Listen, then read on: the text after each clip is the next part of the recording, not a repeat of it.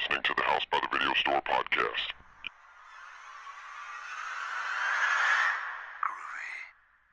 There's no more room in hell. The dead will walk near. We have such sights to show you. I kick ass for the Lord. Praise God! Give away! Welcome to the House by Video Store podcast. I'm your host, William. Joining me will be Derek. Nakadomi. And Sean. He has no shoes. And on this episode, we're doing the 1988 action classic Die Hard, comma, Christmas movie, question mark? Also known as Reluctant Hero. That's the, I think, I don't know, it's the Japanese title. Reluctant I think it's called Reluctant Hero, and then the tagline is he has no shoes. And then for the sequel, it's Reluctant Hero 2. This time he has shoes. At least from what I saw. I don't know if those are made up posters or not. It's probably made He has no up. shoes, and then this time he has shoes. Yeah, like He has no shoes! I just like it. I really like foreign translations and stuff. Reluctant Like Hero. Hero. I mean, that's what it is. That's the Reluctant movie that I Hero. want to watch. But, It's you like know, Paul Rudd in Wet Hot American Summer, and like throws everything off the table. welcome to the party. I got shoes. I want to be here. Die Hard 2, Die I've Harder. never seen Die Hard 2 from start to finish. Oh, my God. Only just because I mean, It's got the guy from Law and Order. the It's fat directed by guy. Rennie Harlan. yeah. I Of mean, course, the first one's directed by John Then McTiernan. Candyman gets sucked up into a plane. what I've seen of it engine. was like, okay, this is fine, but this doesn't look as good as Die Hard, and I love Die Hard 3 so much. Yeah, because Die Hard 2's, because Die Hard, you know, is like this genre-redefining classic that really sets up the reluctant hero story of the right guy at the wrong place. Yeah. And really, like, because after that, I think for years movies are pitched as Die Hard on a boat, Die Hard in a, you know, on a plane, Die Hard here. So I think that became like a very like almost noun or verb to describe like a type of film for a while. And like so the sequel Die Hard to Die Harder, I remember as a kid liking it as it was snow. Yeah. Because I really was into like snow stuff. It's like, you know, Snow stuff's Empire always Strikes cool, Back, yeah. like so snow scenes. Looking back, it's not the best movie because it's set at the airport. It's Rennie Harlan, so you kind of get that 80s aesthetic that's very of the time, and it just feels like less substantial. That's more of the planes are just circling and they take over the airport and all that stuff. He beats her. But then Die Hard with the Vengeance is the one. I remember we bought that on VHS. We got the widescreen VHS for some reason. And then like my dad was mad because like, oh, it's only this amount of the screen. Because in those days, the widescreen version meant that you had the huge bars on the top and bottom, and the screen was only like maybe a third of the screen was the movie. I'm so glad TVs have just conformed to the 16 by 9 because Um, when I worked, I mean, you worked at Circuit City. When I worked at GameStop, having to explain to people about 16:9 versus 4:3 and just that same speech over and over, and like there was a couple DVD cases that actually illustrated the difference. Yeah. To like, and then it broke it down visually. Like, hey, People didn't you're care. seeing all the picture here. It's not cutting off the sides. I know it seems like it's cutting on the top and bottom, but you're getting it shrunk a little bit, but you're getting the whole picture. Like, oh my God, I'm so glad that nightmare is over. Now it's the motion smoothing, which that's a whole nother war. Which the Mission Impossible Tom Cruise disc has the PSA with him and Christopher McQuarrie. So at least there's people fighting against that. Yeah, because like big names. Yeah, you know, like not to go too much back in the down memory lane, but I do remember at Circuit City, like trying to explain to people, like you said, somebody's like got a disc, like, is this the one that's going to be small or is it the one that's big? And Yeah, it's like, I'm trying to good help you. God. Okay, this one is the one that will cover your entire screen. But what they've done is they've taken this wide image and just cut into this, you know, this middle part and expanded it out so it fits your screen. This one is the entire image. They just have the negative space filled by black bars so that you see the entire. But is this big or little? Yeah. Or you know, some of them. I didn't try to. I try to lead them down that path, but they're like, no, I want the whole screen. Then I was like, okay, well then you want this 4:3 one because I don't want you coming back to return it. Because the thing that we dealt with is, you know, technically movies and discs and all that stuff, you're not supposed to be able to return them. So we would just try to make sure when people left, they got exactly the version they wanted. Now, every now and then, there were a very small handful of movies that had both the wide and full screen movies in the case. Yeah. And for that one, it's like, good, thank you. I don't have to explain anything. I want the one that takes your screen up. And this was like, 2004 and 5 still when people were doing this. by the end of the time I worked there in 2007, people had mostly gotten to buying widescreen. Well, that's after the Xbox came out, and when HDTVs came out, that's when. And I'm sure most of our audience is our age, so you probably know, but it's not. I mean, 2004, 2005, yeah, like plenty of older people are old now that were born then, so they probably just missed the whole 4x3 TV thing. Yeah, I don't understand that whole debate. Yeah, the whole debacle of Yeah. people buying them and being upset because the screen was small. I remember I would get bummed whenever I would get a DVD as a gift and it would be full screen. But it's funny because like now, or they would only have the full screen yeah. version. Is that, I don't even know if that's even a thing anymore when you buy it. No, because all TVs are 16 by 9. 16 by 9. We're over that. Yeah, because you go back and look, like I have a handful of DVDs from years ago, or like I have a full screen version, and it's like this is unwatchable. This is trash. But because too, like a lot of times you don't realize it on those like pan and scan versions where they crop the widescreen 16:9 or 235:1 like CinemaScope movies down to like a standard 4x3 CRT TV type dimension. They are cutting scenes up and adding shot in reverse and cuts in because so a wide shot, those two characters talking, they will have it show one character for their dialogue and the other character. So it's almost like another editor re-edited the movie. They'll digitally move it over or pan and scan. So it's just like you've kind of ruined the pacing of this movie sometimes. But luckily that's a thing in the past for the most part. But also too, I've heard a lot of complaints about what HBO does to films too. Yeah. HBO apparently, they'll do some cropping and editing. I think maybe fill it up. And two, some discs have bad transfers. Actually talking about Dress to Kill, I almost bought the Blu-ray for that.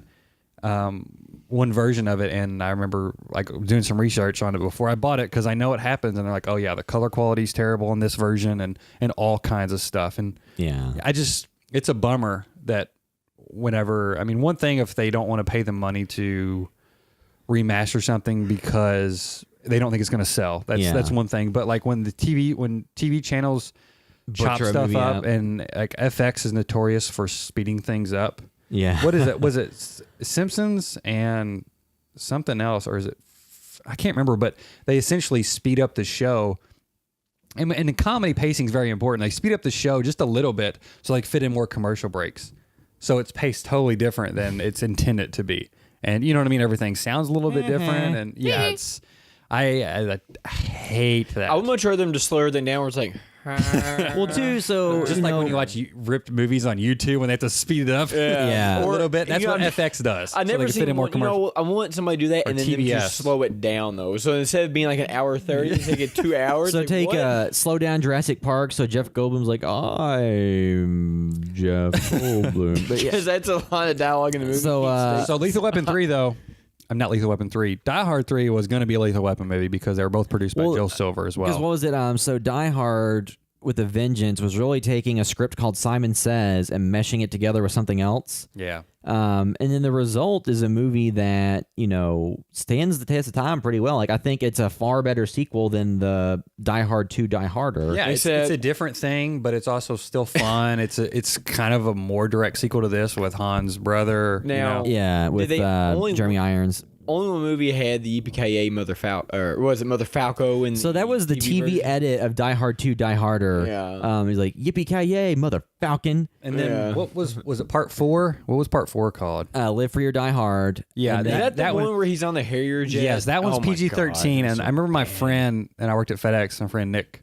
Wood, he kept saying, we were like both excited for the movie, and he's like, I'm like, well, he can't say it. And he's like, no, you can say one F-bomb in a PG-13 movie. They're going to say it, and then they still don't do it because they kind of cop out because he says yippee-ki-yay, mother, as he shoots a gun. Yes. So even though he may technically say it, you Yeah. can't hear it. So that's kind of a cop out. yeah, that was disappointing, And then they had the Not other. the most disappointing thing in the film, though. And then they had the fifth one that was In that I never even Russia. saw. I heard that was so bad from people, I just decided to skip it. Kevin Yeah. Smith was in that fourth one, too, which was interesting. Well, the fourth one too had like the CCR and Justin Long and Mary Elizabeth Yeah. Winstead, Yeah, it was so like and bad. Timothy There was Oliphant. some stuff in there that I liked at the time. I'm like, okay, cool. This is cool. Because I remember there was like the 1-2 punch of that and Transformers came out around the same time in that summer.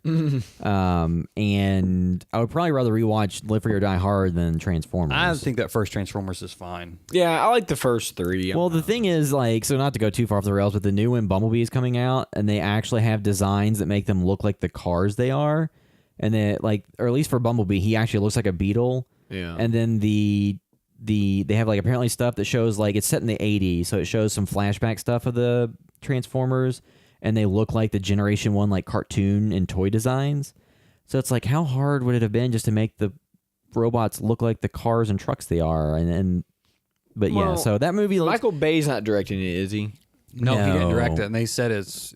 Yeah, I read one review because I like Haley. What's her name? Steinfeld. She was in True Grit and Pitch Perfect, and What- she's gonna be the voice of the Spider-Gwen, the new Spider-Man. What is that movie, like The Age of 17 or something, with Woody Harrelson? I watched that movie with her in it, Yeah. and she was very, very good in it. And that was like a pretty good like coming of age teen movie. That's what made me like her. And I'm like, okay, this movie might be pretty Something me good. and William talked about, or just asking, was like, because I haven't looked into, I guess it's a reboot of. It's a prequel to the current movies, and it's kind of set in the 80s, and Yes. it's a reboot of the property just because the last one did so poorly domestically. So I'm assuming, yeah. So It's a little bit lower budgeted, a little bit lower scale. see what happened was they lost Shia LaBeouf, and then once they lost Can't him, lose a LaBeouf you once can't you lose a LaBeouf. They've been unboofed. Once you've been boofed, you can't, Yeah, you can't. They got to you can't be reboot. Wahlberg. Yeah, no. See, there's no compare. I'd rather have a LaBeouf over a Marky Mark. But yeah, so before we get into discussing Die Hard, which let's see, we're minutes in here, we can briefly go through some things we've been watching. Can we do one bit of news real quick? Sure. Die Hard 6 will be titled McClane. This is from September. Well, just a little update. So I wonder if it's gonna be like Logan, and then he dies in it. Spoiler alert. Here's the thing. He dies. I don't the know. problem with the That's Die He probably only- isn't a contract where he can't die. That's Has he ever the died in only- the film? Yeah, I feel Yeah. like his character wants to die in the film. Armageddon. Oh, yeah. Don't ever want to close my eyes. Again, Michael Bay. So Yeah. originally, the news was it was called Die Hard Year One, and it was going to be cross-cut between a young McClane in the 80s and a modern. Is the modern one going to be in prison? Was he supposed to be in prison or something? I don't know. I was kind of following this when the news was coming out originally, and I think they said, okay, they're going to cross-cut between the two timelines, and I guess the story is connected. I don't know if it's history with some of the characters or a big long story or kind of the closure on something.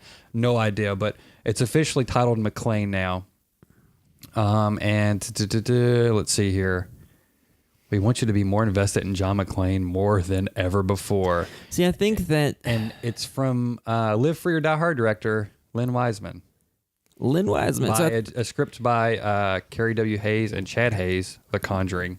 I think that the Get out of my house, I ghost. think the entire appeal to Die Hard, and the first one is that he's a New York City cop that's at this Christmas party, in L.A. and then in L.A., and then he just happens to be able to, against all odds, come out on top. And the Family Matters cop is there helping him the entire time. And then Reginald Vell No, Johnson, Family Matters cop. Carl Winslow, Yeah. and Carl then- Winslow is there helping him the entire time. And then in the, Die Hard 2 kind of makes it like generic action movie territory, but then Die Hard with a Vengeance is more of a, I don't want to do this, I'm hungover, like more of the reluctant hero He's type very deal. forced into it, or else people are going to die. And I think, but once you go into Live Free or Die Hard, where he's jumping off Harrier Yeah. jets and stuff, then you kind of take it back into Schwarzenegger, kind of gonzo action movie, not real physics, not real any grounding scenario. But yeah, like. Live Free or Die Hard. Yeah, I don't Live Free or Die Hard hit it right. It was like, okay, there's Bruce Willis as John McClane, but it didn't have really the same heart, like you said, as 1 or 3. Well, it's And so here they're saying like, well, we're going to explore John McClane in his 20s, but just as prominent is the 6-year-old version. So it's, yeah. but like, what's the point? it's He was interesting. just a cop. It's interesting. Yeah. Who knows? Like, don't go back and change his. Yeah, because But I think what happened is, the storytellings, like I said, when Die Hard came out, it made everything about Die Hard in a blank is the description of movies. Die Hard's in a blanket. Yeah. But I think that back then, like the thing was, Hard on a stick. because like Under Siege is, this Navy SEAL that's Yeah. a chef or a cook or whatever on this boat. So all these movies are like, oh, the hero that just happens to be at the right place and has to do it and comes out against these great odds. But I think that the storytelling has moved away from that, where it's just kind of coincidental to everything has to be connected and part of a It's just destiny. Bruce Willis, action film. And everything has to be like part of a greater plan, and there's like mythology to a character. So you can no longer just have a random guy happens to be like John Wick. Even though I love that movie, it's not just that he happens to be involved in something and has to pull out against all odds. There's this mythology to his character.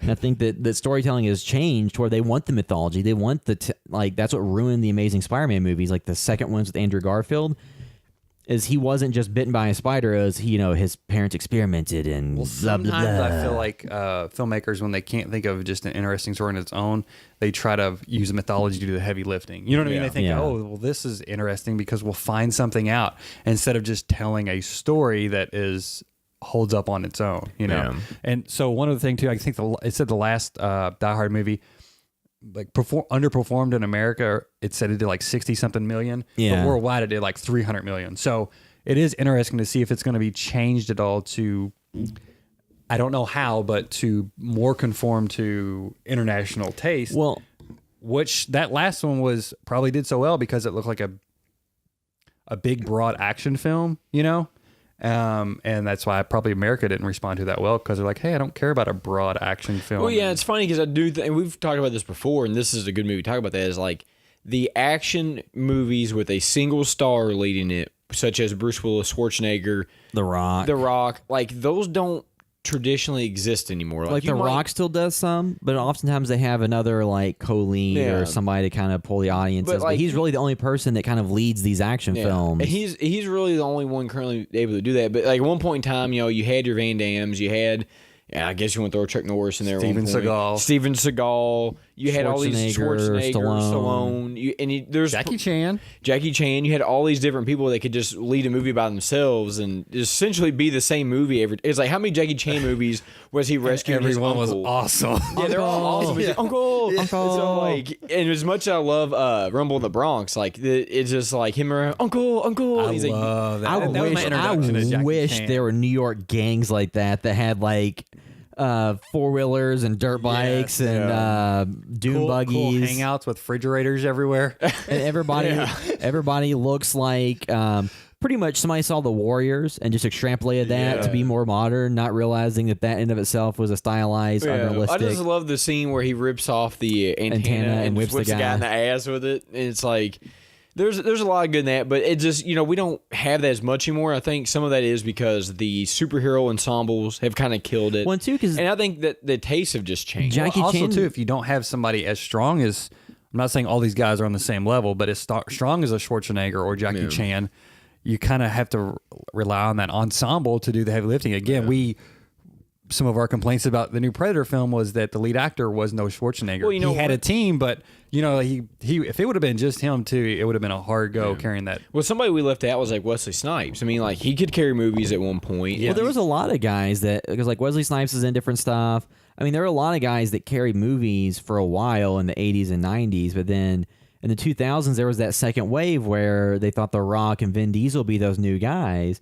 And then The Rock initially kind of like, he didn't falter, but some of the movies didn't do as well. Yeah. And Vin Diesel tried to do like Triple X and all these kind of things that didn't go very far. Well, you know what? I think so. And then he's a douche. And then Vin Diesel came back into power with the Fast and Furious franchise, and now stuff like Triple X, the third one, didn't do great. In the U.S. It did okay. Witch Hunter movie or something. Yeah, but I think now his movies are more international draw than domestic. But The Rock, kind of just kept at it and kept doing a ton of great work, and then just really got to be popular and became a huge driving force. There was actually a lull in his career because But the Fast and Furious revitalized him and Van Diesel. Fast and Furious is what revitalized because remember he had the Scorpion King, and then that didn't really do as well as people had thought. He was a villain in that. He was in Get Smart. Yeah, but then he was also in a couple of Disney movies because he was like Race to Witch Mountain. Welcome to the Jungle. Yeah, That was the film that turned me on to him. Then I was like, okay, I'm a fan now. Before I did not care. Jumanji? Well, do you think? No. What did I say? Welcome to the Jungle. What was it with Ernie Reyes Jr. and Sean William Scott? The Rundown. Yeah, Rundown. Yeah, that was good. That Peter Berg That's movie. the one that turned me into a fan of. And that one was not a big box office success. No, It was just but it a was a fun really movie. good movie, and like again, it sold me on him, even if it was a huge success. Like, Well, even like Walking it started Tall. building his credibility. I think. Yeah, but then he went through a couple bad movies, and then like you said, he kind of came out in the Fast and Furious, which revitalized that. Well, because he was in Get Smart. He was in Doom. So Doom was like a video game adaptation that didn't do super well. But he was in stuff consistently. Like, he was never not working. But then it was after kind of the Fast and the Furious brought him in. that it really ratcheted it up to, him being a huge marquee star again. And I think Jumanji being the massive success that it was kind of cemented like his spot because he did Jumanji And then Rampage sequel. and... But I'm just gonna look at Jumanji specifically because who wanted that? Did anybody really want a Jumanji sequel? No, like and then you It get wasn't Jumanji being sequel. clamored for by the general masses. And then you get a Jumanji sequel that almost, or maybe it did hit $1 billion, or is really damn close. And it's like you had The Rock and Kevin Hart and Jack Black, and they had almost $1 billion movie. Yeah. Anyway, we got way off topic. Yeah, so just briefly, very briefly, we can go through some things we've been watching that you might want to check out.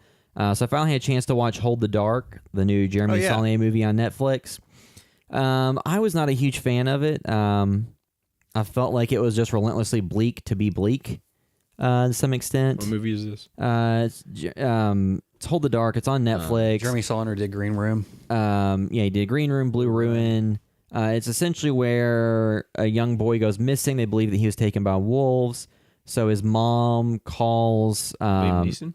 No, so she calls this guy who's a writer who went and tracked down a wolf in a similar situation to come in because her husband's currently deployed. Who is Jeffrey... Tim Board? Jeffrey Wright. Jeffrey Wright. And then her husband is currently deployed in the military, so she calls him in. And then from there, things take turns and go in directions that the initial premise didn't necessarily... I was like, oh, is this going to be like that Liam Neeson wolf movie? But it's not that at all. Like a movie tonally and like, subject matter wise that could be somewhat similar as Wind River, which came out not too long ago. Which is very good. Which had Jeremy Renner and Elizabeth Olsen and... The Punisher. Well, yeah, but to me, like comparing the two movies, they're both set in cold locations and deal with native people and some of the tension between like non-natives and natives and things like that. I would prefer Wind River quite a bit. I think that's a far better movie that has more point and has more like plot. Really, it was more enjoyable because Hold the Dark, like the performances are all. Well, no, so I'll say the performances are good, but what they're going for is like people talking in weird hushed tones and being really somber, and some of the characters are doing weird shit for the sake of doing it.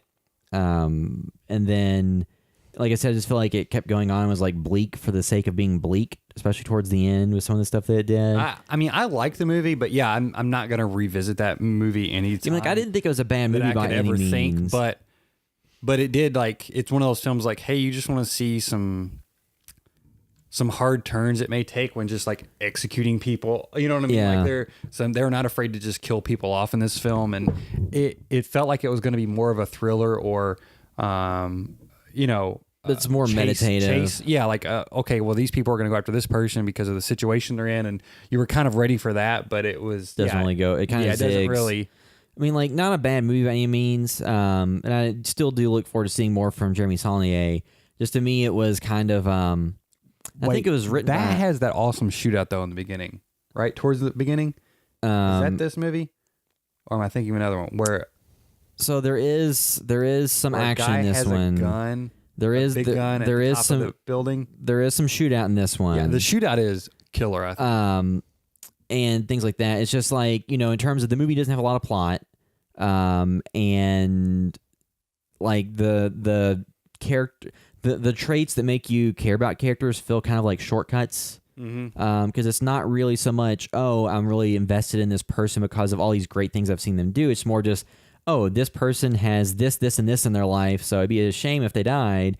So it feels like there's more things that kind of just are less character development and learning about them than just learning these traits that make you think, oh, it'd be a shame if this person died or that person died. Or it's just characters you like, so you're like, I don't want to see them leave this, get off screen because I'm enjoying their, they are not necessarily funny, but there's just something about them that you like or you enjoy or you actually, like you said, actually care about them. Well, because to me, yeah, it is some shorthands on that.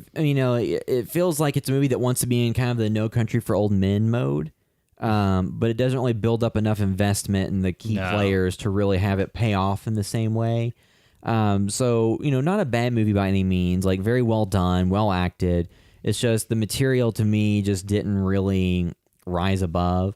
Like, so if you haven't seen this movie, you haven't seen Wind River is great. It's very good. So I would, say that movie is like an A and this movie's more like a B minus. Still enjoyable and still like a decent movie. Just I don't think it's. I would prefer Green Room to. If you haven't seen any of his movies, I would prefer Green Room to this. Even Blue Ruin, I prefer to this. But it says Netflix. I do like that they're making these kind of mid-tier movies because I think I read or listened to an interview with Sonny. It was like $15 million budget or something. So the type of movies that Hollywood doesn't make very often, the ones budgeted between like a Blumhouse micro budget and a big budget. So I want to see more stuff like that. I mean, not all of them are going to be knocked out of the park, smash hits. Because it does feel like a few years ago, like with There Will Be Blood, No Country for Old Men, we got more adult movies that were adult dramas that had action elements in them. Or at least with No Country, not There Will Be Blood, but like I want to see more stuff like that, like a wider breadth of things. Just this one was, it was good, but it didn't knock it out of the park for me or anything. And aside from that, I've just been playing the Spider-Man game on the PlayStation 4. Been playing a lot. I'm really depressed that I can't swing around on Webb's places right now. So Are you liking the story in that? yeah, like the story, I'm enjoying it. Like the only thing I would kind of nitpick is they have like a new crime boss type story with a gang type deal. Feels very kind of samey to some other like because like Daredevil, like the Netflix series and stuff will have like the new gang that takes over. So it almost feels kind of similar to that. And but it's like doing it to mix up gameplay as well. Yeah. It's like one of those things. so where it's gotta but, meet in the but then middle. again it grounds a little bit more. So it's a little bit more. It's not just him fighting the Rhino and Shocker and all these characters over and over. Yeah. So like I did enjoy that it grounds a little bit more, so that when you do have some of these characters show up, it's more of a change of pace. And Yes, yeah. And if there's like the more supernatural or science fiction bad guys that show up, then it is more of a stretch. So I'm really enjoying it. I mean, it's still like story wise by the end of it, like I'm not done yet, but like it's probably a better story than most of the movies. Yeah, I think so too. By the end of that, I'm like, hey, this is like And it makes because it has more time too. yeah, it's than a those. 20-hour game where But you yeah. Yeah, because like there's a moment between Mary Jane and Peter Parker, like where they're like texting back and forth, and it's like, man, I've done that. Yeah, Like, yeah. I mean, the writing in it is really good. I think. yeah. So like really good writing. It has very relatable like character moments and relationship moments. So I'm really enjoying it. I'm trying to get it beat soon, and yeah, I'm loving it. So if you have a PlayStation 4, I definitely recommend playing that game. So Derek, did you? I don't really have anything outside of what we watched. I've been pretty busy lately, Yes. so I haven't had much extra time. As of boy. You watch that Mortal Kombat trailer though. Well, yeah, we did watch Mortal Kombat trailers. I'm pretty excited for it, because I'm a pretty big Mortal Kombat fan. I don't know if you are as much anymore, if you even played any. I haven't played any of the recent Mortal Kombat. Yeah, have you played any of the recent? Yeah, I've played all the Yeah. recent ones. I really enjoy it. I just kind of because like me and you, I think we're bigger fighting games or like those more than William does, and it's like. I really enjoyed the Mortal Kombat franchise 'cause they kept the same characters in it for so long. Whereas like a lot of them have, but like Tekken, I still think is a better game. But I think Mortal Kombat can be more enjoyable in short spurts because of the fatalities and the gore and all that. But It also has a little bit deeper nostalgia too. Yeah, because it's a little bit older. Yeah, it's a little bit older, so there is some of that. But like if I had to sit down and pick one, I'm probably taking Tekken. Yeah. But I am excited for them. They didn't show any actual gameplay. So I think January 17th is when they talked about doing that. So I'd be really interested what the gameplay looks like and to me what the roster is on there. But you just have a big fight between a really gory fight between Raiden and Scorpion. It was pretty interesting. Yeah, it's all CGI. So Yeah. I wish they would change up the gameplay systems, and they don't. I'm kind of getting tired of. Because they do that normally when there's generation switch, they change it. So it's not really generation switch now. So it may still stick with that. We may get 3 Mortal Kombats that play very similar. But even still, yeah, go ahead and just do this one. And, because if they don't rebuild the whole game engine, throw every character in there. You know what I mean? Make this like a ultimate, like Mortal Kombat 3 Ultimate, and then have a good story mode, because I think that was the best thing about Part 9 was the story mode. 10, I didn't love the story mode because I thought it was cool, but I didn't really like the kid characters and all that stuff. Yeah, I was totally Yeah. unengaged, and I don't know if I even finished that one. Well, they introduced like Johnny Cage's daughter, Johnny Cage and Sonya's daughter, and then Yeah. they have like all these other, like you said, the kid characters, which are kind of the main focal point. Where it's like, to be honest, and the kids are like 20s or Yeah. 30, like they're not like little kids. yeah, they but- were like the age of the characters Yeah. in the original when they came out. So it's like, I'm more interested in like obviously I think everybody's gonna be more interested in like your Scorpion, your Sub-Zero, and your Reptiles. Mortal and Kombat. the cooler characters, Johnny Cage, stuff like that. Where you give me the secondary, like their second Tertiary. generation, it's like I'm not as interested in that. Yeah. So hopefully this one will get back to being more about the main characters in the franchise. And I had heard that at the end of the last one that I guess Raiden, he's a defender of the realms and defender of Earth realm or whatever, that, he was a defender, but I guess he got tired of being a defender. So now he's on the attack or something. That's what happened with the last one. So I guess, it's going to maybe mix things up in that way. I don't know how, but maybe like the Netherrealm is just like hanging back, being cool. And Raiden's like, let's go kill all of them. Like, like that, at least that's some sort of change of base. But I think the story in 9's really good if you want to jump in, because that was kind of like it retells 1, 2, and 3 all in one game.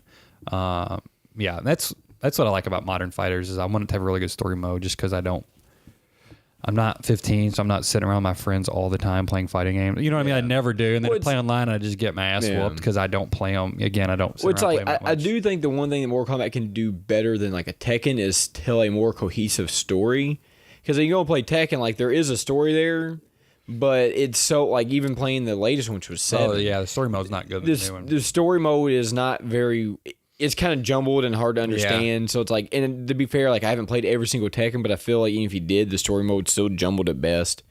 Or it's individual story modes. This one is one big story. Yeah, this is one big story. So it kind of set the bar for us. So yeah, I'm excited for that. Yeah. I finally watched You Were Never Really Here by Lynn Ramsey, who is a female filmmaker. And the reason I mention that too is because this is about a traumatized veteran, unafraid of violence, tracks down missing girls for a living. When a job spins out of control, his nightmares overtake him as a conspiracy is uncovered. While watching this, I was wondering if, while watching it, I was thinking, I can't remember the director's name, but I wonder if this is directed by a woman, only because there is some very well-handled restraint in the action and violence. So, I don't want to put everybody in a box, but I'm like, I feel like most men filmmakers would relish in the sort of violence that is being unleashed on this, but the way she handles it is also often slightly off frame. And it's, like we did Body Double, not exactly like that, because that's still very violent, but in similar ways, because sometimes you'll see him hit somebody with a hammer, but it may be on a security camera. Through a security camera. So it's not like you're seeing it actually connect with the head. Like, it's violent. It's still violent, but it's not... like, it happened, but you don't see it in gruesome up-close detail. And it still makes it just as hard to see, but it doesn't seem like it's leaning into it for you to relish in the violence and the enjoyment. That's not the part of it. He's kind of unaffected by it, I think. Like I said, I don't think he necessarily enjoys it, but it's just something he is able to... I guess handle without it affecting him that much, but yeah, I liked it quite a bit. And I had told you I'd watched that and First Reformed. First Reformed. Is that the Ethan Hawke one? Yeah, Ethan Hawke, Paul Schrader, I believe. Am I pronouncing his name right? Who wrote Taxi Driver and stuff? Which recently he's made some comments that I'm like, about working with Kevin Spacey. Oh yeah, he only wanted to do some project if it was Kevin Spacey or something. Yeah, and I had actually was about to watch the film, or I was halfway through the film, and I saw those pop up. I'm like, oh, this is hurting my enjoyment of this film. And that film goes places I didn't expect, and I was reading some interviews and Paul Schrader. It's some areas of studies he is interested in. I don't want to spoil anything about First Reformed because it will kind of lead you down the path of like, okay, so I guess it's this type of film or whatever. But it also does not relish in any violence, but it also has some dark stuff in there. And as a quick setup to that film, it's about Amanda Seyfried goes to Ethan Hawke, right? Yeah. I'm drawing a blank. Ethan Hawke, because he's a priest, and she is worried about her husband because he's been really depressed, and she's pregnant, but he doesn't want to keep the kid, and he goes to meet with him, and it's because he is so like broken up about global warming and the way the world is going to go, which is very, yeah. I'm like, oh yeah, I was just thinking about, I think I was talking to some of you guys or somebody on Twitter about that. Like would think there'd be more films about that. And that's exactly what this is. And he's also a bit of an extremist. And he's like very paranoid about it and stuff. So they're kind of, I mean, it talks a lot. I mean, the film is kind of about hope and like, okay, at what point do you have hope? What do you try to do something about it? What side are you going to take? And yeah, so I'll be thinking about that film for a while, and I thought I might have liked that film more, or I couldn't tell which one I liked more, but you were never really hearing. I'm thinking about that film a lot more now too. Like both those films got into my head in ways I didn't think. Which movie would have been better if Rob Schneider played an integral role in it? I don't know, a Rob priest Schneider. or somebody chasing down people who are kidnapping young girls. I think the priest. I think Rob Schneider is the priest. I like to see Rob Schneider as the ultra violent, X-Men. He's like, I don't even know what Rob Schneider sounds like. He's like, oh, you can do it. And he's like hitting him in the head with the hammer. Yeah, but sorry, I'm like going all over the place with this because I watched those films back to back basically, and they play against your expectations because I heard First Reform was like a thriller, and I assumed that Amanda Seyfried was gonna get revenge on him or blackmail him or something. It's not that film at all. I thought both of them were more straightforward genres. I had heard You Were Never Really Here was maybe disappointing to some people, I guess because it isn't a straight genre film, but also it had some more traditional genre elements than I thought. Again, sorry I'm going all over the place because both these films are different than you expect, and I don't want to spoil anything about them, but they're at the top of a lot of people's best of the year list, and they're both on Amazon Prime to watch. So both of them will not be for everybody, though. But if you got Amazon Prime, I definitely recommend checking them out because they are definite standouts of the year, even if they're maybe not your cup of tea at the end. I think this year, more so than any year we've done the podcast, our end of the year review will probably be I feel like probably the most interesting one that we've done because there's just so much that came out this year in the horror genre that's just really Still stuff good. I haven't caught up on, though, Yeah, too, I mean, there's just so much, and it's like I just think that's going to be a really fun episode when we get to because I don't know if there's a general consensus on anything we can agree on because there's so much. No, I just I feel like don't- there's I don't- more stuff this year than any other year. I mean, me and William, I think there's some stuff, but we've both seen Suspiria, and I think maybe one or two other things. I can't remember. Hereditary. And Yeah, you've missed out on Suspiria. Hereditary Yeah, as I'm gonna well. watch that. But even if it was just me and William, we still wouldn't be in an agreement, I don't think.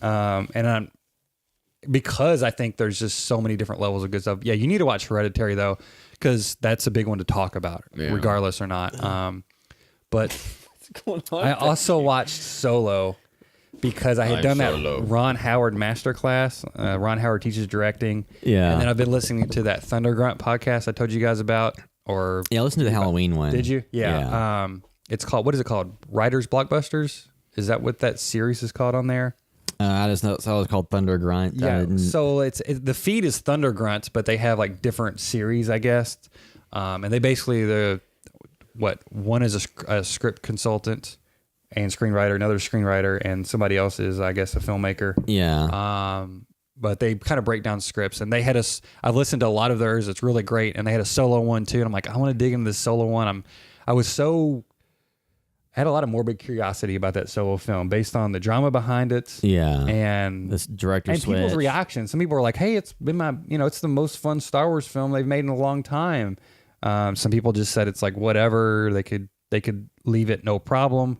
Some people say, "Hey, Ron Howard saved it." Other people were like, "I really wished I would have seen the Lord Miller version. Miller version of this."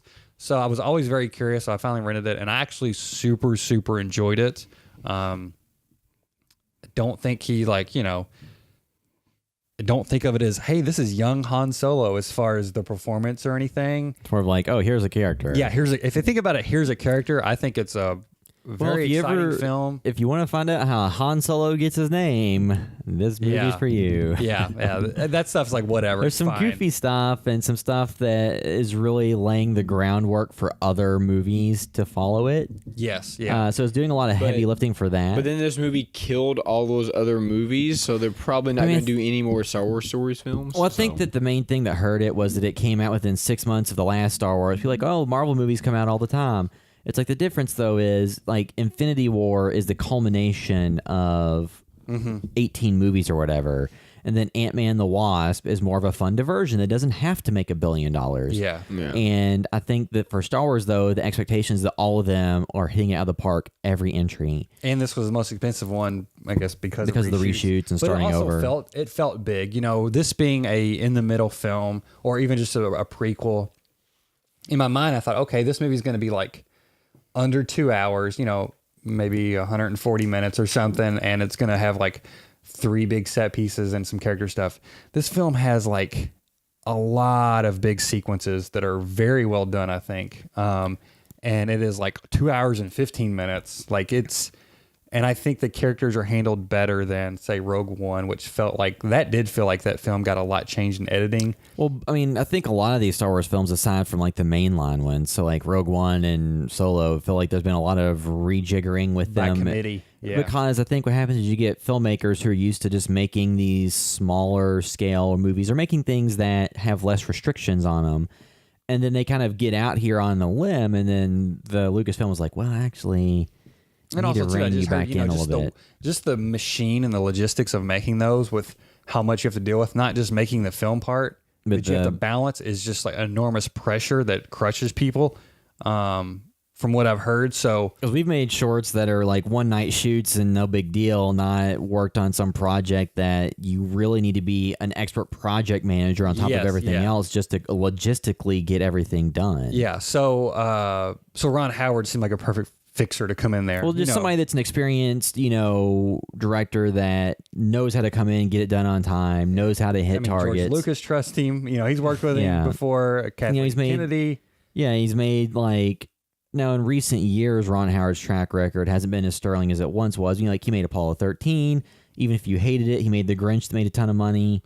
They made those the Tom Hanks Da Vinci Code movies, and I liked Frost Nixon a lot. Yeah, so somebody that's made good movies and made movies that made money. So he was somebody that they knew they could count on to deliver and stay within And I guess guidelines. he reshot maybe 70% of it or so. Enough. They said a lot. Enough of it to get sole directing credit on this.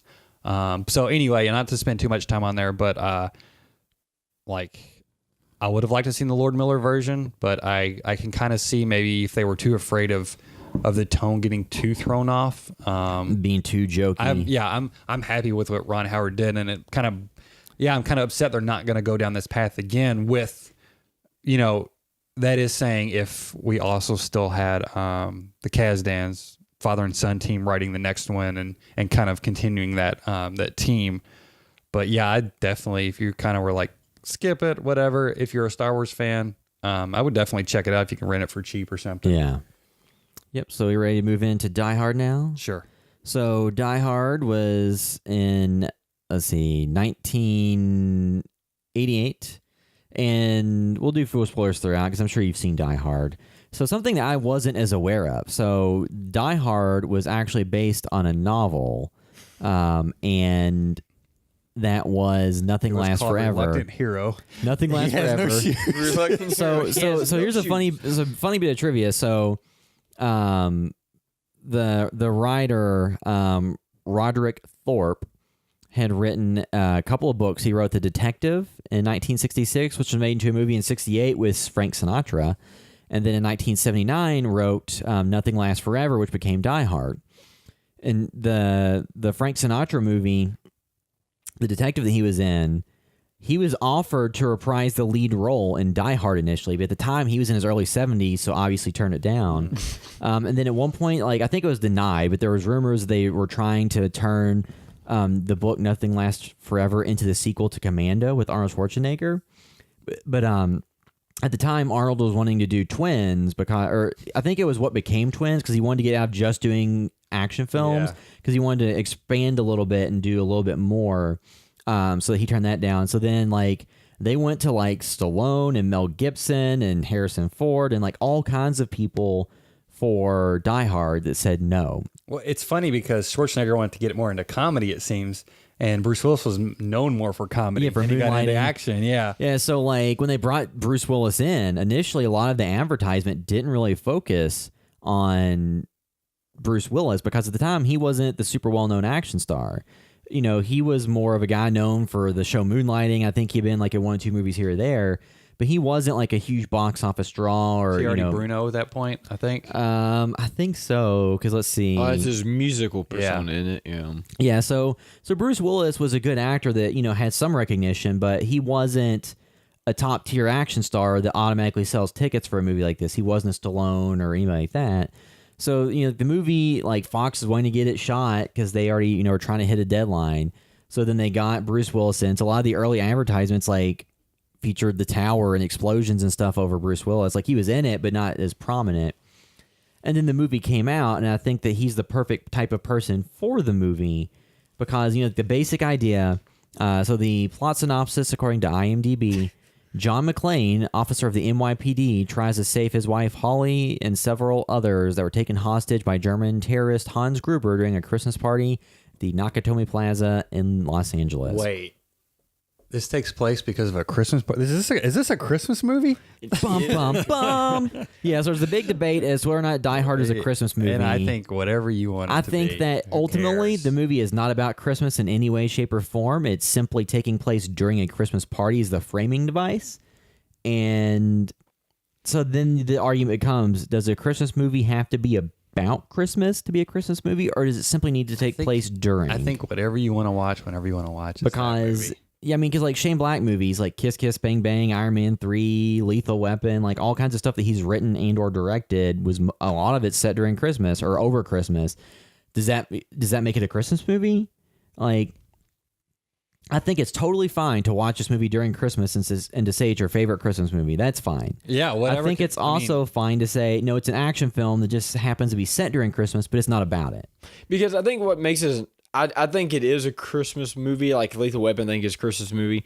But it's one of those. It's kind of like Iron Man 3. Like it does not feel weird to watch. Well, it's because not at Christmas. the fact that it's set in LA means that there's Yeah. not snow. Yeah. It was released in the summer, Yeah. and it wasn't billed as a Christmas movie. But like I said, I think it's fine to watch it during Christmas and say it's your favorite Christmas movie. That's your prerogative.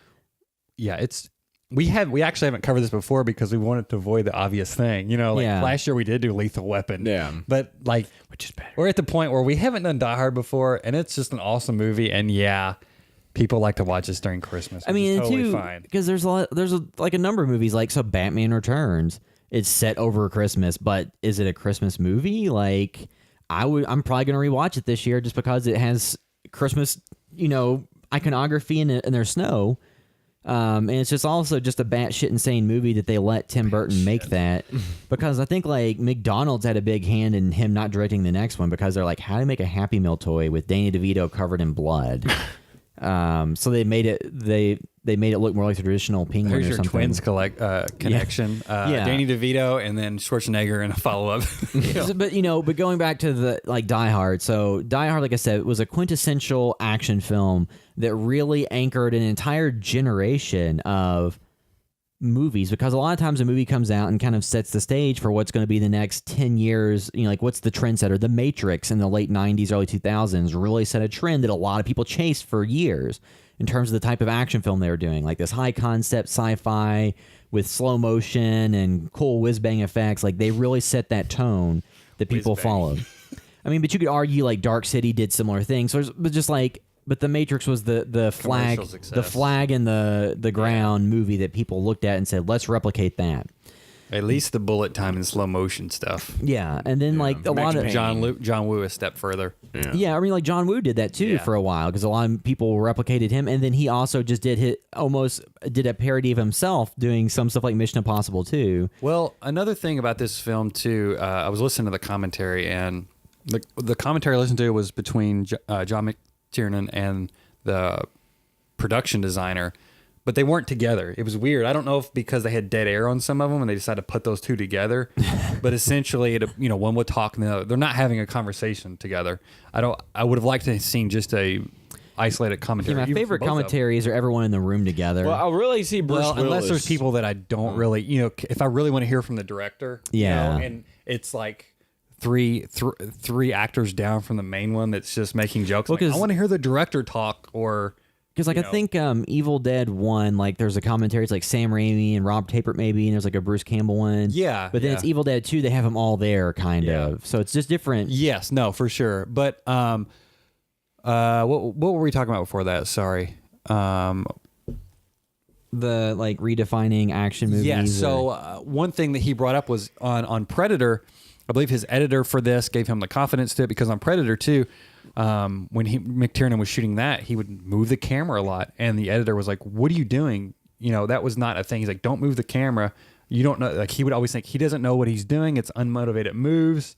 So on this film too, he had more confidence, I think, because of the editor he's working with, to shoot at a specific way that was not the standard. And he said, it was a lot of European films have been doing it forever, but it was not the standard in America. And he thinks that Paul Verhoeven, when he started in RoboCop and stuff, he brought that over with him and kind of made it more acceptable as well.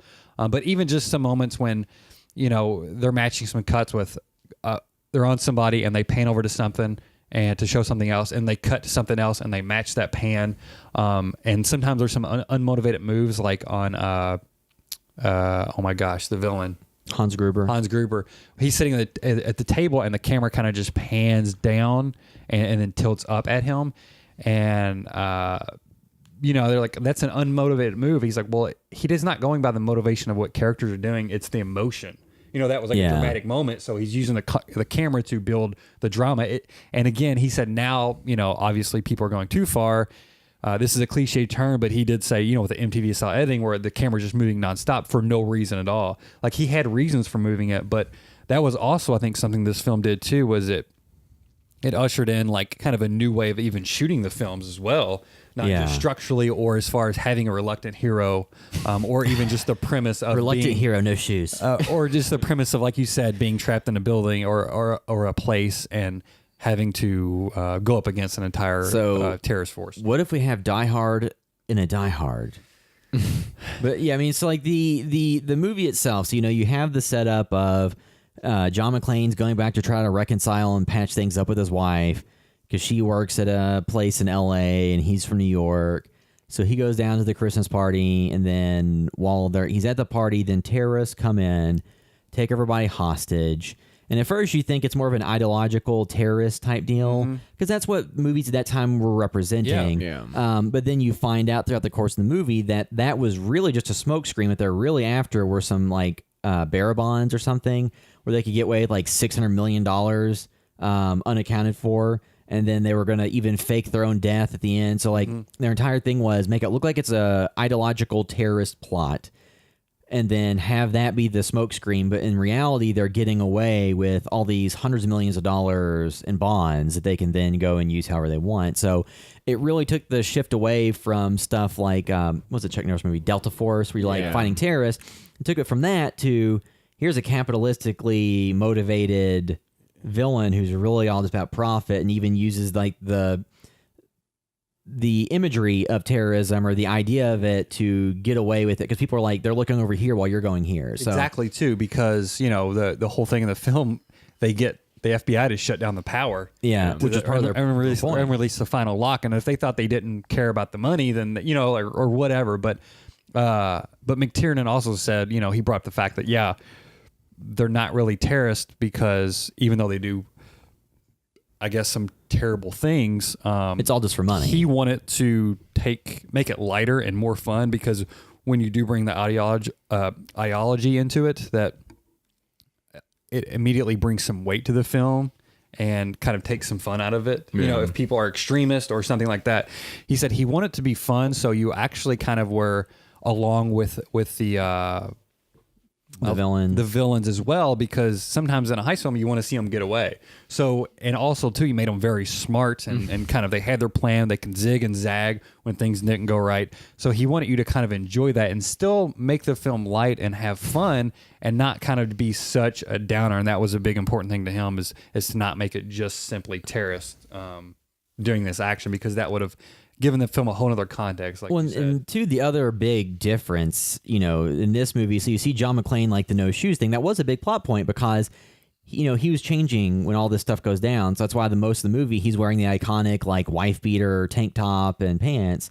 And even before that, he was nervous on the plane, so they told him, "Hey, take your shoes off. Feel the carpet." So that all just rolled into one. Yeah. So then, throughout this movie, he is very mortal, and he is, picking the glass out of his feet. He is, a guy that you could kill. As opposed to some of the Schwarzenegger movies or Stallone movies, at a certain point felt like they were invincible. Well, even Die Hard movies, because the later movies definitely jumping onto Harrier jets. Because what was it, the episode of The Office where Michael was like working some second job, and he was like talking about movies, like, yeah, you know, in the first one, John McClane was just a guy, but in the new one, he's jumping off jets and he's a superhero.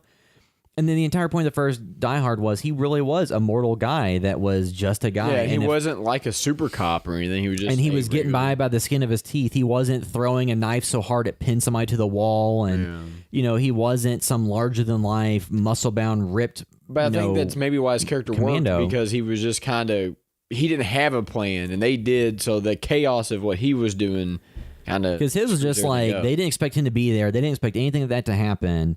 So he throws a wrench in their plans, and anything, you know, is inch by inch as he succeeds, that throws them even more off. And he's just trying to foil it. And he could have left too. Like as soon as it starts, he sees the exit there. He could have went and got help. Yeah, but he doesn't. And then again too, he doesn't. Again, he is reluctant throughout the film because he also, the first thing to do is not to like formulate a plan to set up like a Home Alone style traps to kill all these guys. Like he goes and pulls the fire alarm because he's like, okay, I can pull the fire alarm. They'll come here. Yeah. And you know, he's not trying to take these guys head on.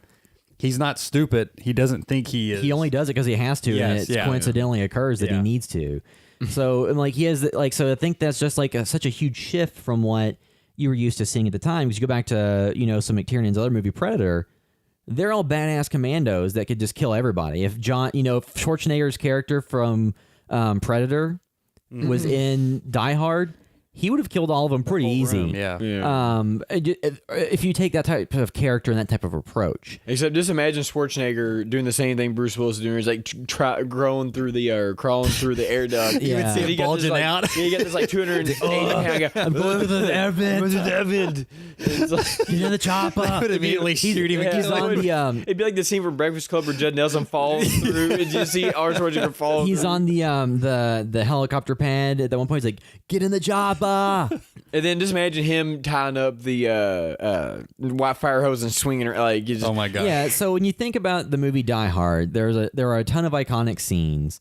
You know, like when you come to it, you think about the rooftop scene where John McClane. So when he goes to the roof, he has to tie because there's going to be a big explosion. So he ties the fire hose and runs and jumps off the roof, and then is able to, you know, get to safety. But like that's an iconic moment. You know, the "now I have a gun" or "ho ho ho," like when he puts the dead body in the elevator, like that's an iconic moment.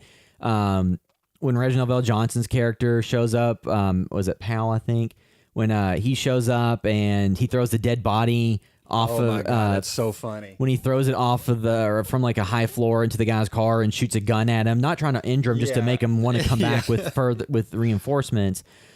And then he, you know, like John McClane talks on the radio to him, and two, like He has his own character arc too. You know, Yeah. he talks about I worked the desk because I accidentally shot an unarmed kid or whatever. And what's, you know, that's a much more prevalent thing today that actually has happened often. And Wait, or is it more prevalent or is it more publicized? more now? publicized. You know what I mean? Like, yeah, well, it's more publicized and more of a political issue now. more awareness. Yeah, he has his own character arc because by the end of the film, he manages to pull out his gun. You know, Yeah, and then he pulls his gun out and shoots and kills. Yeah, and I love that it wasn't John McClane again. You know, And two, like, you know, with Alan Rickman as Hans Gruber. So this is like Alan Rickman's first big movie role, and he really delivered like a character that has a very iconic like way of talking. Yeah, I very like, you know, when you sit there and you think about it, love him as a villain, and it's he's because a very good villain. Yeah, He's I mean, perfect. because Yeah, you know the and- thing is like in the business world, Wayne. in the or in the business world though, there's people like him in the business world that they just don't, instead of, you know, going through all the terrorist, you know, wannabe act and the robbing and stuff, they act that way in the business world. Yeah, And so you take a few elements out of what he's doing and he's just a business guy. Well, and I saw some video. I don't know when I think it was one I watched recently, and it was talking about, you know, like a year prior, Wall Street came out, right? Am I? or yeah, the Oliver Stone. Yes. Yeah, Charlie and you know, Sheen or the whatever. greed is good and all that stuff. You know, that was very much, Gordon Gekko. yeah, very much capitalism and Wall Street and just. I don't know, just capitalism was very much booming then, and it was people and their obsession with money and I guess vanity and stuff. You know, that was booming then in the early 80s. And Well, kind of like the like you think of Patrick Bateman, even though it was like 2000 or whatever, Yeah. like the American Psycho. Well, that was set in the 80s. Yeah, so you Yeah. think about that era, and you know the introduction to the big ass boxy cell phones that were very expensive and very rare, And it were was all only- about status and stuff. and yeah. the people that were, oh, my business card is better than yours, Yeah. and everybody's wearing like the suspenders and the pinstripe shirts and all these different things. So Hans Gruber is just out to better himself and his people. Yeah, and through very nefarious tactics, but a type of villain, because I think like a lot of times in movies leading up to that, not in all cases, I'm sure there are movies where there are similarly motivated villains. Like I'm sure there's Bond movies where people just cared about money, but the villain that really just cares about getting money, because a lot of times in those movies the villains had some ideological bent or they had some purpose or something they're trying to do. In some cases they're just evil just to be evil. But this one like grounded a little bit. Like I said, if you took away just the the criminal elements, there are people that operate their business like that. They go in and undercut people and do all kinds of shady business deals. So that was a villain that was not your and like your big bad is just some dude that in a fist fight would probably get his ass kicked by John McClane, but he's the one pulling all the strings and the mastermind behind the operation. So like your big villain is just this kind of smart guy that's running the operation. Think of a more iconic death to a villain like that in a movie, because like you try to think about it and it's like there's what one has had such an influence. The RoboCop one doesn't. The effect didn't work on that one as well. with the googly But arms. this one he actually fell apparently like a 70-foot thing, and they said that first drop was the one they used because he was actually scared. Because that's such a good. Because they dropped him like just a few seconds or right before they thought he was supposed to, so it's actually a look of fear on his face. And they said too, so the scene where where Bruce Willis has to like jump off the roof in the explosions. Oh yeah. They said that they did it on the first day of shooting, and he got blown out farther than they thought, like to the edge of the bag he's supposed to lay on, the airbag. And then Bruce Willis like, why did we shoot this first? Like, well, if you got injured, we don't want to shoot 90% of the movie to recast. We want to get it done the first day, and if we have to recast, we only lost a day. Well, something else during the commentary they mentioned another awesome scene. I think that it's not like the biggest action set piece or anything, but when he is trying to go down the, I guess, ventilation duct or whatever, and essentially he's trying to get to one of the vent shafts. Oh, and he falls. And he falls. He's going to jump to like just one, and he falls and gets to like the third one. That was actually the stuntman falling. He was supposed to get to that first one, but the editor said, hey, maybe we can use this. So essentially the stuntman is falling down, and then they just cut at the right time to where he catches on. He was supposed to catch the first one, but they just cut it together that way. Yeah, so I mean, you have like moments like that, like you said, like the Alan Rickman a lot thing. of smart people working on this film because like the genuine fear of somebody dropping before they thought they would, and and then these effects being done in a way so it looks legit. Because a lot of times when you watch movies from the 80s or 90s or wherever that have special effects, it really falls apart. Yeah. I mean, here's the thing: you love it. Like RoboCop, the scene you mentioned at the end of RoboCop. Yeah. Still love the movie, and that's fine. But it's very noticeable. But like in this movie, you go back and watch it, and there's not a lot that you can really pick out and find anything that doesn't hold up 100% production visually. designer maybe was the one saying it, but it was like that's why he thinks that does hold up, because it was, and why it was such a success, because they were really doing this stuff. You know, it's not any noticeable effects through a lot of the stuff. They're tearing up. They drove that big ass vehicle up the stairs and tore off the handrail, and that was the actual handrail of the building too. They said they charged them a crazy amount, even though it was like Fox's building. It was like a big pain to get the building and everything. And apparently some of the part where the building wasn't finished was the literal building had stuff that wasn't finished. And then it later became Ronald Reagan's office or something. Wow. So it's just like shooting in a real building, or parts of it in a real building. Well, I mean, the film, I feel like it does a whole lot. It's very economic in the way it sets stuff up. Like it moves really fast in the beginning. It doesn't jump to the action, but every piece of information you're given is giving you something about the character, John McClane, where they're sitting in front of he's sitting up front in the limo. Yeah. Like, hey, he's like not comfortable here, and he's not comfortable at the party. Yeah. And then again, like he's nervous in the plane, so he takes his shoes off. Like there's all these things that setups and pays offs or character building that all just seemed like perfectly fit together. And I, for some reason, had thought that like, oh, this is just like a really well written script. And that's what I'd always heard. Like, oh, watch, people like praise this film to show how to construct a movie as far as having setups and payoffs and all these things.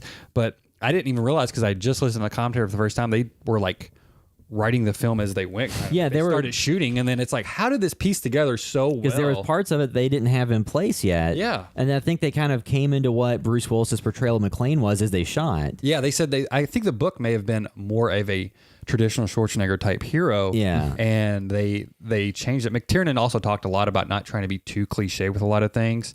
And even the end of the film, he was like, I was so not excited about the end of this because it was such a cliche thing when the villain has the hostage or whatever. Yeah. And he was like, so I at least tried to put a spin on it where she kind of knew what he was doing and stuff. He's like, even at this time it had been done like, he's like 50 or 60 times before. You know what I Yeah. mean? So it's like, even at that point, some of that stuff was cliche, but McTiernan always seemed like he tried to put a twist on things, or I don't know, very, very thoughtful about everything they did. And I think that's why, even though maybe it wasn't a completed script, they did have the book for some inspiration, but but very thoughtful and not just shooting stuff to shoot Well, stuff. and two, like like another iconic moment, the gun strapped to his back. Yeah. And then pulls it out, shoots the one guy in the head, and then so like just these moments that a resourceful guy that but he's not a superhero. He's not really the, beat down by the end of this film. Yeah, like he's bloodied.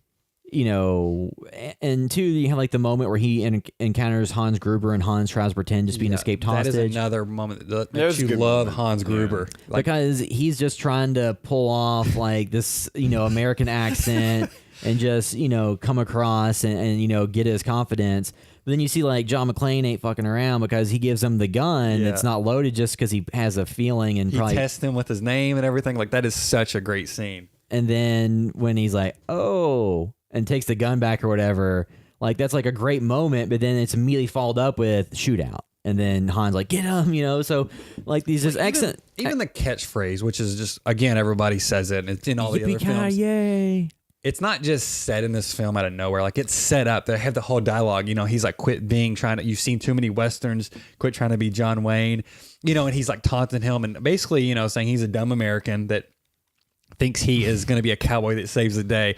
And then, John McClane, of course, at the end is like, yippee-ki-yay, motherfucker, because, he's like showing him who's who. Like, that is such a good setup for that line. It's not just some stupid catchphrase that they thought would be cool in the film, which is what it has become in the rest. Like live for your die hard. Like, wouldn't it be so weird for him to say that again? Like, this many years later, like, oh yeah, like, man, that catchphrase worked great that first time, and he's just been repeating it year after year with different villains.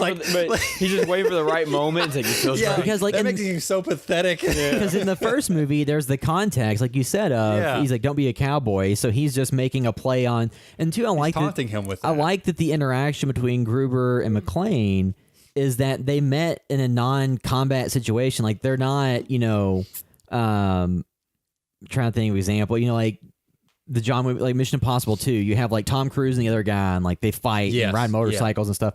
It's not that type of relationship. It's the reluctant hero that's just a cop that's at the wrong place, and the dude that's just running the show that's not actually a fighter. and they just have a dialogue it's interaction. great that they have a relationship, and it's not just in the same room tied up or anything like that. I mean, that's they never have John McClane tied up. There's not the they don't pull the James Bond. If he's tied up, they unveil the master plot and then leave him to die. So great. I mean, honestly, too, that's one thing I loved about The Last Jedi.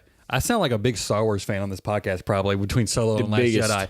But was something that, and I'm not saying this is the end-all be-all solution in that, but that they managed to have a relationship and dialogue between Rey and Kylo Ren in that film. And it's like, okay, that was a really good part of that film because you got to see these characters who are on two opposite ends of the spectrum, and they also affect each other. And that's how this is too. You got to see that dialogue, and it helped build each character, and to have that rivalry and being pissed off at each other when they had their ups and downs. And at one point, Hans is up, and then McClane is up, and then he's down. Like, I think that was like such an important thing to making the conclusion of it so satisfying as well, is building that relationship and having them together. And again, having them together again when he doesn't know that he's Hans Gruber quite yet. It's that was so important. Yeah, like having because the entire movie McClane is playing from behind. Because a lot of action movies, the good guy, has the upper hand through most of it.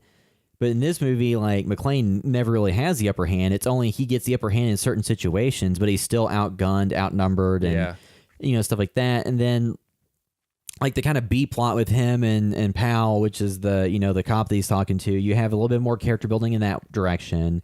And like you said, the character Powell, like Reginald Johnson, like his character gets his own little arc of I'm riding the desk and doing menial work because a kid pulled out a toy BB gun and I shot him. And then in the movie, by the end of it, he has to overcome that and come through, and he does. Yeah. So it's like, it's a shame that his character really didn't get any, callback in the sequels or get more. But then again, it was also like, what else is there for that character really to develop? Carl Winslow. But like.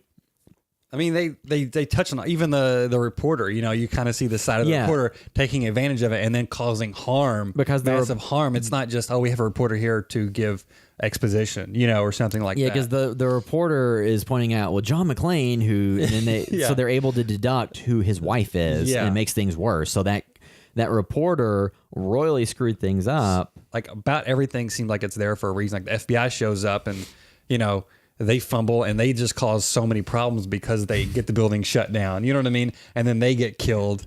I love that line too when he's like, "We're gonna need some more FBI guys." When they blow up in the helicopter. Yeah. Well, then so then you also have the guy, I'm forgetting his name. He's like Hans Booby, he goes in to try to be like the little smarmy. Negotiator, but the business world. The thing that he doesn't realize is this isn't a business negotiation. These are people who are actually willing to kill people.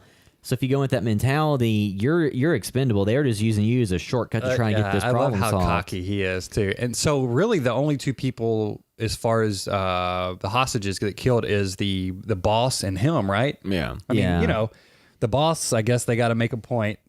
I'm not saying it's good, but they are not just in there, they're not torturing people or anything like that. And if everybody just cooperate, so say John McClane didn't exist, if everybody just cooperated, they probably wouldn't have not killed anybody and gotten away. I mean, they may have still killed a few people, but it wasn't like they were sadists who were doing Saw-like torture traps. So did John McClane do more harm than good?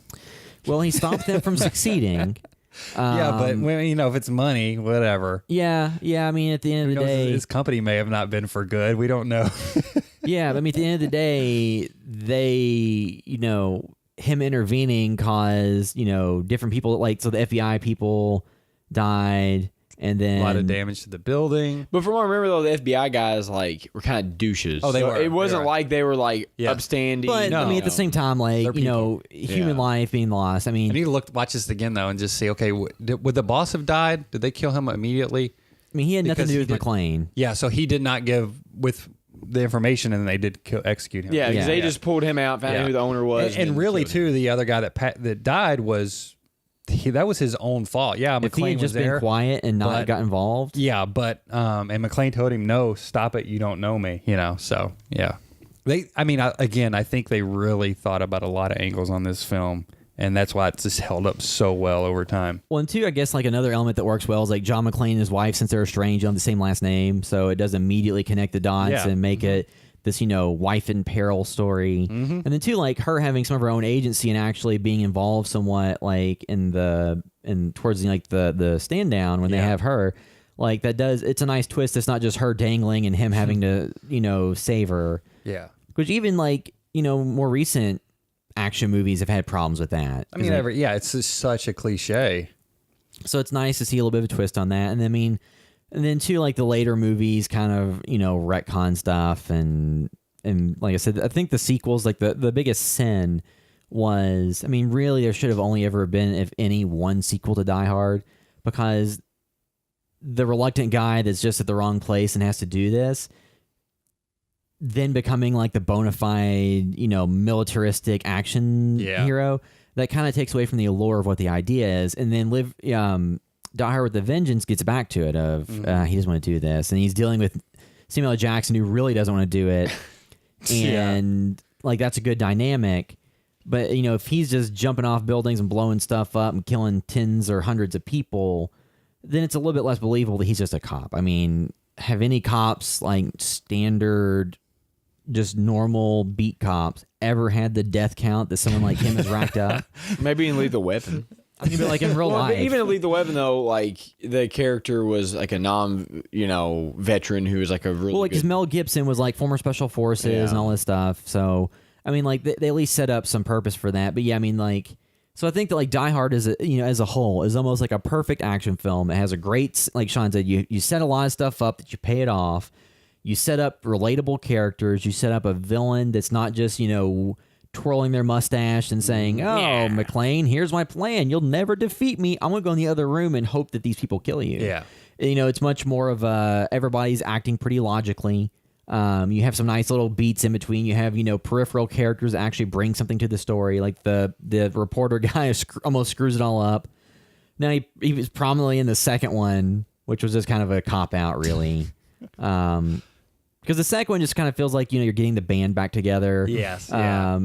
And not really motivated by anything beyond these beats need to be hit again. And money. Yeah, and money. So Another thing about the end of this film too that they pointed out, and I hadn't drawn this connection before, is after the building is all blown up and they're outside, it's essentially snowing, but all the documents, and they're like, Yeah. it's like all the soul of this building and Yeah. capitalism is all these documents snowing down And in it's LA. Christmas. Yeah.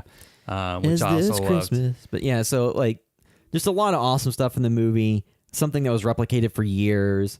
And, even more, I remember the TV show Chuck had an episode that's like a huge homage to Die Hard. The best Die Hard reference to pop culture, in my opinion, if anybody watched Bob's Burgers, they have an episode called the Die Hard the Musical. I don't think I've seen that one. It's so good. And one of the kids, Gene, he wants to do musical, but at the same time they're doing crap. Let me look it up. It's Showgirls, not Showgirls. Tease? No, it's I had it pulled up. It's another one where they are doing crap. It's I can't even think what it is. Working Girls. Okay. So yeah. like they're doing a school production of Working Girls, and he wants to do Die Hard the musical. So like he's like auditioning for it, and there's a part where they're playing piano. He's Nakatomi, Nakatomi, Nakatomi. And there's like a whole Hans Gruber song. Where he's like, if you like Bob's Burgers, check that out. It's season 5, episode 1. Or if you just like Die Hard, it's really funny to watch because it just is like Die Hard the musical. Well, and there's that one movie I haven't watched. It's got the guys from Workaholics. It's kind of like their take on a comedic Die Hard. Like they're in an office building when like hostage situation unfolds. I mean, I or feel like something. that's the way to remake it if you're doing a more straight one, is it has to be a comedy, because if they were to remake this film, it's well, the two, again, it's almost like remaking Psycho when they made it like, Yeah, okay, if you want to do colorize beat it. for beat, that Gus Van's, yeah, just it's yeah. in color, different actors, Yes. same so, exact like, movie. I mean, because I don't know what you do gain. to improve this film. Yeah. There's not a lot of films like that. And some films people don't remake just because they're personal and special to them. Even if you maybe could do some things differently or more interestingly, I don't. Yeah, it's so hard to think about how you would actually remake this film and benefit. and it still stands up. That's the problem. Yeah, is yeah. you can throw it on now, and aside from like cell phones, but even then, if he didn't have his phone on him, if it was in his coat or something when he's getting changed, then it plays out almost the exact same. Like there's not a lot that changes because he does have radio communication with the other police officer. So I'm not sure what you really change to make it. I mean, like aside from the cars and some of the clothes and stuff, but like aside from that, like it holds up. There's not much you would need to even, because anybody could watch it today. That's a 17-year-old, and there's not a lot they're going to be like, oh, this is so old. But it holds up. Yeah, I don't know what you're going to think they don't want this series to die once Bruce Willis is done making them, which maybe this next one's going to be the last one. Who knows? But yeah, I'm just so curious. I mean, I guess if you were to make another or reboot it, you would use this name and a totally different story. Yeah, you know what I mean? because- You'd have to use the name, a totally different story, and just call it Die Hard. Because like I said, the draw is that John McClane was just a beat cop. Yeah, and you have to just make a whole new character, I think. because if All right, you know what? We do Die Hard again, but it's John Cena in the titular role of whatever his name is.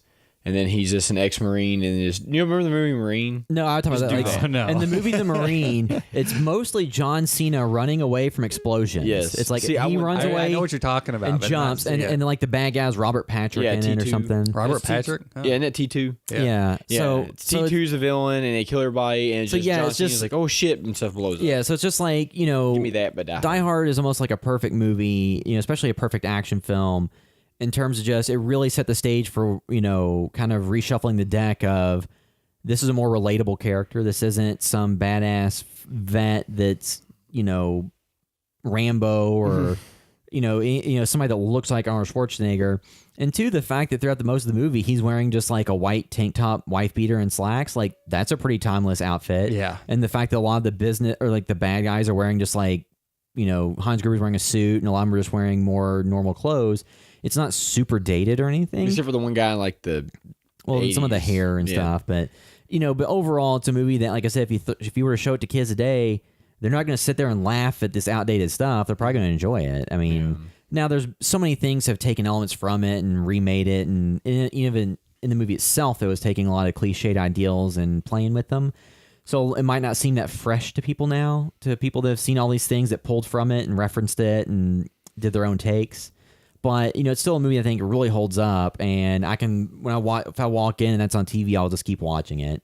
Yeah. Yeah, it's definitely, I think that's why people like to say, oh, it's a Christmas movie. One of the reasons why, because when you watch a holiday film, it's a reason to rewatch these films all the time. And this is an indefinitely rewatchable film. So it's just nice, like, hey, I'm just going to set an appointment every December to rewatch Die Hard because I love this movie. So instead of doing a and it's Christmas good story, reason. just So, do Die Hard. So if we're gonna give this movie a score out of 10, where are we gonna land on this? Jack, what do you give it? All right. It's an 8 out of 10. Like, I'm going to compare it to Lethal Weapon. Like, I prefer Lethal Weapon more. But this, to me, is still really good. I've seen it, so I probably have seen this more than Lethal Weapon because of our dad. It's just like one of the movies that's like a tentpole movie we watch like all the time, and probably wore multiple VHS copies out and DVD copies. It is endlessly rewatchable, but it's like almost like it's been so made fun of in pop culture and just referenced again and again that like it's just kind of like with Lethal Weapon. Like, I'm too old for this shit. It's almost a joke on itself when you watch it now, because you've seen so many jokes about it. So it is funny to Well, too many people become obsessed with like a cornerstone of their like pop culture lexicon. It's, like, it's just all, if you like different shows, and maybe like, oh, this character's obsessed with Die Hard. They know every single word of the movie. But crap, what was the movie Jesse Eisenberg? Not Jesse Eisenberg. I can't think of anything. Brooklyn 911. Or Brooklyn Nine-Nine? Yeah, whatever. Brooklyn Nine-Nine. Like the central character, Andy Samberg, is obsessed. Jake Travolta. Yeah, he's obsessed with. It's not Jake. Peralta. Yeah, Jake he's Peralta. obsessed with Die Hard. That's like the movie. Yeah. Yes, I mean, like I would go higher than that. I think it's like a 9.5. Like in terms of like 80s action movies, or even 90s action movies, like it stands up there at the top of the heap. Like comparing it to Lethal Weapon has more like play between Riggs and Murtaugh, but when you watch the movies though, like this is purely from just like the element of watching it. Like Lethal Weapon has like a lot of ADR and a lot of things that kind of are more noticeable and of the time, and it also took place in more than one location. So I think that might be why you get that too. Because shooting outdoors in LA at that point in time, the equipment, like you just had to do ADR, and as opposed to this movie, it's all mostly indoors, so they can shoot it however they want. So there's like little small things like that, but I still think that both of those movies are great, and I'd rewatch either of them. But I think it's like 9.5. Like as far as action movies go, you're not getting a lot better. Just so many things have pulled from it, and it's been around for a while, so it's kind of at this point some things seem passe. But just because it was so good that everything copied it for a while. Like I said, even itself, it was just recycling some different tropes and changing them up a little bit, but. Yeah, so it's a movie. It's endlessly rewatchable. It's something I don't think they should ever remake. If anything, just take that concept and do something different and try to update it. Yeah, just use the name and figure out something else to do with it. If you have to, which they have to. Because Bruce Willis was great in the role, but he can't be doing this when he's 80. And we don't need to see the origin Harrison story. Ford's still making another indie film, so maybe we'll see. I give these out more than you do, William. I don't know about Derek, but I give it a 10 out of 10. And it is because it is so fun. I think that's why it's up there for me. It has enough it's light enough. It's just so tightly written, and there's not really any fat on it. Like every scene I think is great, and they build on one another. And if it wasn't for Hans Gruber being such a good villain too, this would knock it down. It could fall completely flat This if would it knock had it down for somebody. me a few points. But I just think him and Bruce Willis and just pretty much everybody that is a central role is like firing on all cylinders. And that is not just people on the screen. That is, again, the directing, editing, just everything Well, about the music. I mean, just the fun ode to you said, joy like, a lot of when it- the thing opens up. Like, it's just such a fun movie. And then a lot of it, it was kind of more like happy accidents, like when like some of the shots are like him Yeah. falling down lower than he's supposed to. And that just adds to like the underdog nature of it. Yes, yeah. He's barely scraping by. Yeah. So yeah, I mean, like just all that stuff. Go rewatch it if you haven't. Yeah. It's tops, man. Yeah, so that wrap up our discussion of Die Hard. I don't know that we'll do the sequels at any point because I mean, Die Hard: The Vengeance is good. Like one day maybe. Like Die Hard 2, Die Harder. I remember liking it as a kid just because it was snow and I loved snow stuff. But I was going to do Die Hard Another Day. I said Die Another Day. or yeah, but So really, this podcast is coming on the 18th. So that is the podcast before Christmas. yeah. Or we put one out right before it, maybe. I don't know. Merry what we have Christmas. We got this one at least where it'd be out like Yeah. at least a few days, or a while before Christmas. So yeah, So if- Merry Christmas if you don't hear from Merry us. yeah, Christmas. happy holidays. Merry Christmas. We gotta be PC and non-PC. Merry Christmas. Happy holidays. too. Happy holidays. Happy too. holidays. Or no happy holidays. Only Merry Christmas. Nobody happy anything. Nope. You got to go watch the manger. You got to look. You got to look right at the nativity scene, and then Just watch yeah. Passion of Christ on loop from now till Happy Kwanzaa. Happy. What are there other holidays? Yeah, there Hanukkah. is. But Oh, yeah, just say Hanukkah's happy already holidays. happened. We'll just say Okay. happy holidays. Happy Holidays. Yeah. Hanukkah's still happening. Or it is. Yeah. I know it started. Yeah. Yeah. Like As of this recording, which We- is what's today, the 9th? Yeah, we're just Yeah. showing our ignorance of our different our holidays. ignorance of culture. Yeah. Pretty much all I know is the month of December you get to take some vacation from work and you get to buy people gifts and you get gifts, and that's the main thing. And then if you work a certain place, Not they bring really. a lot of food in. And sometimes too, like if you work in retail, your life is probably hell right now. Yeah. So I apologize for that because I worked in retail for a while myself. Or if you and work at a shipping facility like Yeah. UPS, Yes. FedEx, Amazon. At least they make more money than the people who do in retail, though. Yeah. yeah, because we could go into a lot of retail stories. We talked some earlier about selling like widescreen versus full screen. Granted, my retail days ended a while back, but I still have nightmares about Black Trust Friday. me, retail, yeah. And I didn't work in a big box store, but the shipping places, those can be very rough. Those shipping warehouses. One of like people that I'm friends with on Facebook that I know like during the month of December and like from the end of November, they're just like, oh, life is hell. Yeah, Yeah, and it's the middle of the night a lot of times. I worked UPS at back. FedEx for a Yeah. while. I did that almost a decade ago, and it was nowhere near as busy as it is now. Because now the I know. online shopping is really blown up, and you have like the Cyber Monday and Black Friday, so it's just been a huge deal. So if you work any type of job that's negatively impacted by the holidays, you'll get through it hopefully. And hopefully you're compensated very well for it. Yes, hopefully you get some more. But yeah, so that'll wrap up our discussion of Die Hard. If you're listening to the podcast via iTunes, do us a huge favor and leave a review. That'll help other people find the podcast. You can also go to houseoftheaster.com to find links to all the stuff we're doing, to find links to our Facebook, Instagram, YouTube, Twitter, all that stuff there. And like I said, we'll have a new short film, They Knock, coming out. Sounds like January. So once we have more details on that, we'll be releasing it. And there should be some behind-the-scenes pictures out by now from it. So you can check those out and see what you think. And we got... I think we're still in the planning stages for any projects beyond that, stuff that hasn't already been shot, but hopefully we'll have some stuff coming out in 2019, because in 2018 we had really smaller projects like Sneakers, which is like a shorter thing, and Shared, and then we shot They Knock, and then and then it'll be coming out early 2019, but early 2019 we'll have some more news on stuff we're working on and things that are coming up in the future, but I may finally be shooting something next year. yeah. So more details to come on that maybe. But yeah, so follow us on social media to see all the stuff like that. So hopefully we'll be doing some bigger and better stuff in 2019. But yeah, so there'll still be another podcast in December. Our year end will come probably after December's over with, maybe, just because Just give busy us time for to us watch and, everything. to catch up on anything we missed, and hopefully Suspiria will be out on digital for you. Yeah, 'cause I like before then. And then our 200th episode is coming up pretty soon too. We got to figure out what to do with that. Because we're on what episode are we on now?